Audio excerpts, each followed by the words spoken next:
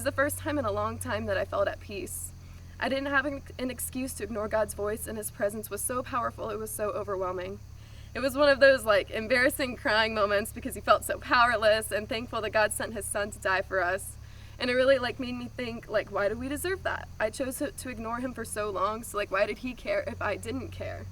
But he did care, and he never stopped. And that realization that he accepted me as the broken person I was, that was really shocking for me. Without God, I really don't think I'd be where I am today. And without Jesus, I'd be really hopeless. I mean, I'm still not perfect. I'm definitely a sinner, and nobody ever said that life was going to be easy. But it's amazing the freedom that I now have, just knowing that Jesus has already paid my debts. And so there's just a weight lifted off my shoulders and such a joy in my life now. And I'm forever grateful for that.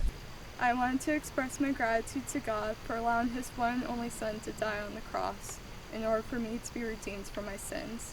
I am grateful to God for his forgiveness of me for everything at any moment, as it has provided me with the connection I needed to repent to him for all my previous mistakes. I don't know exactly what God has in store for my life in the future, but I do hope that my love and connection towards him will forever grow.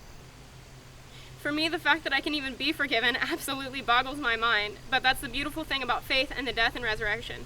He bared the punishment so that way we wouldn't have to, so that we could be forgiven. Realizing what he has done for me has changed everything. My entire life has been filled with ups and downs, twists and turns, good and bad. The one person who has never failed to bring me undescribable joy and comfort is our King Jesus. I can confidently say, Jesus has moved in my life by bringing me peace about the worries of tomorrow and future days to come. He is my rock on which I stand, and my debts are paid because of him.